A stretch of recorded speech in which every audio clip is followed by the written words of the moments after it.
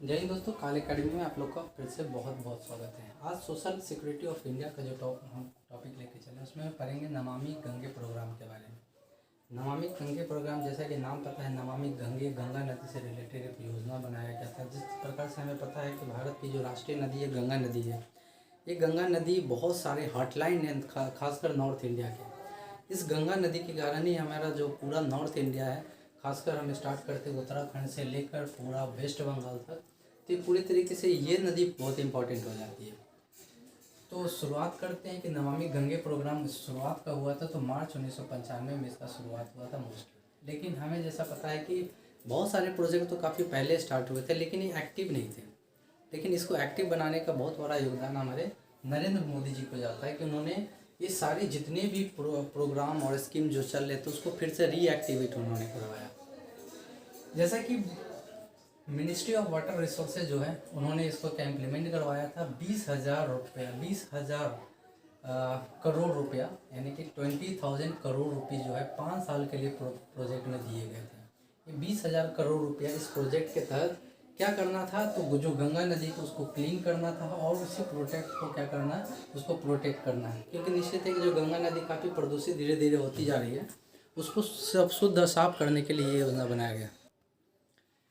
तो इस प्रोजेक्ट का मेन क्या था, मिशन था कि integrated conservation mission for by the union government in June 2014 में किया गया कि हम जो भी या इस गंगा नदी का प्रोजेक्ट करेंगे, बहुत सारे प्रोजेक्ट को मिलाकर इंटीग्रेट कर इस गंगा नदी को क्या हम शुद्ध करने का प्रयास करेंगे। तो जून 2014 में नरेंद्र मोदी जी ने जैसे ही अपना सत्ता धारण किया था, उसके बाद से ये प्रोजेक्ट स्टार्ट किया गया था। बनारस के घाट से इसकी शुरुआत हुई थी, क्योंकि बनारस का घाट बहुत इंपॉर्टेंट हो जाता है गंगा नदी के लिए। तो 20,000 रुपया दो प्रोजेक्ट ऑब्जेक्टिव के लिए दिया गया था। पहला क्या है, जो पोल्यूशन को, गंगा नदी में जो पोल्यूशन प्रवाहित की जाती है उसको कम करने का। दूसरा क्या है कि गंगा नदी का जो नेशनल रिवर हमारी है उसको सुरक्षित रखने का प्रोजेक्ट था। तो ट्विन प्रोजेक्ट के लिए 20,000 करोड़ रुपया जो है क्या किया गया, हमें दिया गया। इस प्रोजेक्ट के तहत ट्विन ऑब्जेक्टिव था, एक अवेटमेंट ऑफ द पोल्यूशन और दूसरा conservation of the national river Ganga.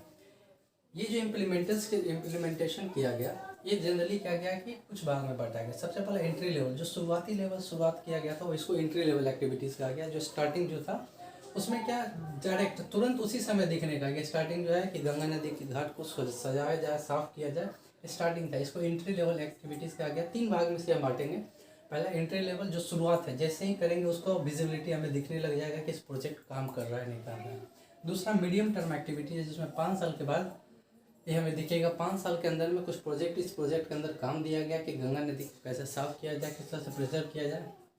तो पहला इमीडिएट इफेक्ट था, जिसे एंट्री लेवल एक्टिविटीज़ किया गया। दूसरा क्या, मीडियम टर्म था, जो 5 साल के लिए लागू किया गया कि 5 साल में मीडियम टर्म तक हमें कुछ अचीवमेंट दिया गया, उस अचीवमेंट को इस प्रोजेक्ट के अंतर्गत क्या अचीवमेंट करना है। थर्ड है लॉन्ग टर्म, जो 10 ईयर्स के लिए। तो ये क्वेश्चन इंपॉर्टेंट बन जाता है। एंट्री लेवल क्या है, इमीडिएट है, मीडियम टर्म है उसमें 5 साल के लिए, और लॉन्ग टर्म जो है 10 साल के लिए। जब हम बात करेंगे इसके की अचीवमेंट का कि क्या क्या इसमें इम्प्लीमेंट किया गया, तो सबसे पहला क्रिएटिंग सीवरेज ट्रीटमेंट। क्योंकि गंगा नदी में पता है कि जो नॉर्थ इंडिया का मैक्सिमम जो हाईली पॉपुलेटेड एरिया है, वो गंगा नदी में सारे कचरे को प्रवाहित किया जाता है।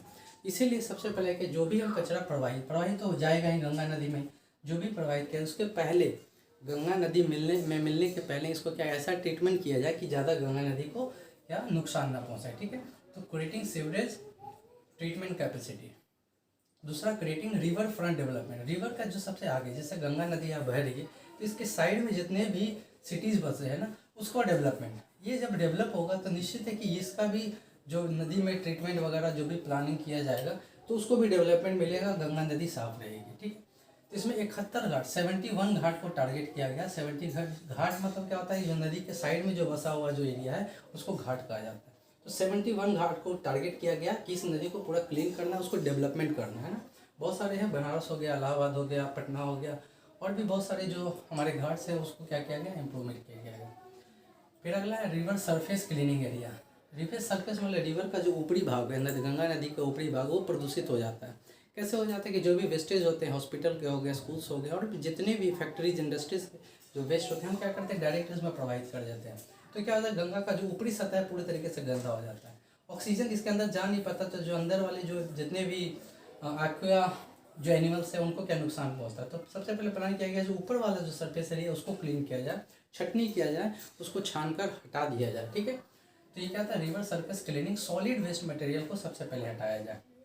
अगला है बायोडाइवर्सिटी कंजर्वेशन, गंगा प्रणाली। तो बायोडाइवर्सिटी बनाया गया कि जो भी अगल बगल पूरा हरियाली किया जाए, जितने भी वेस्ट जाने के पहले उसको हम क्या करेंगे, ट्रीटमेंट देंगे, ये सब। वो उसके बाद क्या है कि गंगा प्रहरी उसमें नियुक्त किया गया। प्रहरी क्या करेगा, देखता रहेगा कि गंगा नदी में कुछ गलत ना हो रहा है, उसमें जो भी किनारे लोग हैं उसमें गलत चीज़ प्रवाहित नहीं कर रहे हैं जिससे कि नदी को नुकसान पहुँचे, एक्वा को भी नुकसान पहुँचे। ऊपर उसके बाद अफॉरेस्टेशन किया गया। अफॉरेस्टेशन अगल बगल जो है ज़्यादा से ज़्यादा पेड़ पौधा लगाने की प्रक्रिया। जैसे ही पेड़ पौधा लगेगा उसमें जो भी डस्ट वगैरह होगा थोड़ा कम जाएंगे, और ये क्या करेंगे कि जो गंगा नदी में मिलने वाले जो हानिकारक गैसें हैं, ये फॉरेस्टेशन से क्या होगा, जो पेड़ होंगे उसको एब्जॉर्ब करेंगे। अगला पब्लिक अवेयरनेस, ये भी बहुत ज़रूरी है कि हमें पब्लिक को अवेयर करना कि गंगा नदी क्यों सुरक्षित रखनी चाहिए, कितना इंपॉर्टेंट है गंगा नदी हमारे लिए, ये सब चीज़ लोगों को बताना बहुत इंपॉर्टेंट है। इसीलिए पब्लिक अवेयरनेस बताया गया कि पब्लिक अवेयरनेस बहुत ज़रूरी है। लोगों के इसमें ट्रेनिंग दी जाती थी, अगर गंगा नदी पर जाकर लोगों को बताया जाता था कि कैसे हम पानी को सुरक्षित रख सकते हैं। ये हमारे लिए कैसे लाइफलाइन है, खासकर गंगा नदी का वाटर। फिर इंडस्ट्रियल इफ्लुएंट मॉनिटरिंग, कि इंडस्ट्री से जो भी उनके वेस्टेज है, जितने भी पॉल्यूटेंट्स है किस तरह से छोड़े जाते हैं, उसके पहले इंडस्ट्री को कंट्रोल किया गया, मॉनिटरिंग किया गया कि जितने भी हानिकारक गैसेज वगैरह या जो वेस्ट मटेरियल हम गंगा नदी में प्रवाहित करते हैं उसके पहले आपको स्पेशल ट्रीटमेंट उससे देकर उसको साफ करना होगा। आगे है गंगा ग्राम, बहुत सारे जो है गांव को ये पानी पहुंचाने का काम कराया गया। जो भी पानी गंगा नदी से मिलती है वो नदी को पानी को जगह जगह पर पहुंचाना, अलग अलग गांव ग्राम पंचायत को इसको ट्रेनिंग दी जाती थी, हमको ये सुविधा दिया गया। तो गंगा ग्राम भी बहुत इंपॉर्टेंट हो जाता है क्योंकि जितने भी अगल बगल गंगा नदी के गांव हैं वहाँ पर ये पानी का सुविधा पहुँचाया गया बाय दिस प्रोजेक्ट। तो नमामि गंगे प्रोग्राम बहुत इंपॉर्टेंट है, स्पेशली नॉर्थ इंडिया के लिए ही है। इसमें national mission for clean Ganga, इसमें बोला गया एक ऐसा मिशन जो गंगा को क्लीन करने के लिए बनाया गया। ठीक है, इसके बाद हम देखेंगे कि जो सीवरेज प्लांट जो किया गया इसके डेवलपमेंट के लिए, तो अभी तक 48 सीवरेज प्लांट जो है अंडर इम्प्लीमेंटेशन काम कर रहा है उस पर। ये 48 सीवरेज प्लांट पर काम चल रहे हैं। 99 जो है सीवरेज प्लांट कंप्लीट हो चुके हैं। ठीक है, अभी तक 99 सीवरेज जो मैनेजमेंट है वो कंप्लीट हो चुका है, नाले का जो भी प्रोजेक्ट था वो कंप्लीट हो गया है। 48 पर काम चल रहा है और 27 जो है अंडर टेंडरिंग है। टेंडरिंग का मतलब क्या होता है, उस पर लोग बोली लगा रहे हैं कि कौन काम करेंगे, टेंडर दिया जा रहा है। 27 अंडर टेंडरिंग है और 8 अभी नए प्रोजेक्ट पे बात चल रहा है कि वहाँ पर किया जाएगा। 3 स्टेट में स्पेशली किया जा रहा है, 3 स्टेट में। जैसे ही हो जाएगा सीवरेज न्यू जो सीवेज प्रोजेक्ट, इसका अंडर टेंडरिंग जाएगा, अंडर टेंडरिंग के अंडर इम्प्लीमेंटेशन, लास्ट में कंप्लीट हो जाएगा। एक एब्रीविएशन है हमारे पास जीपीआई। जीपीआई का होता है ग्रॉसली पोल्यूटिंग इंडस्ट्री। इंडस्ट्री से जो भी गंदगी निकलते हैं ना उसको किस प्रकार से जीपीआई में मेजरमेंट करते हैं, तो ये इसका फुल फॉर्म याद रखिए, ग्रॉसली पोल्यूटिंग इंडस्ट्रीज। एक MODWS, MO for ministry of drinking water and sanitation, ये इंपॉर्टेंट है। MODWS क्या है, ministry of drinking water and sanitation. हमने फुल फॉर्म भी देखा और पूरी तरीके से नमामि गंगे प्रोजेक्ट को भी देखा। तो कैसा लगा हमारा वीडियो, प्लीज़ अगर अच्छा लगे तो लाइक कीजिए, शेयर कीजिए, सब्सक्राइब कीजिए। Thank you very much.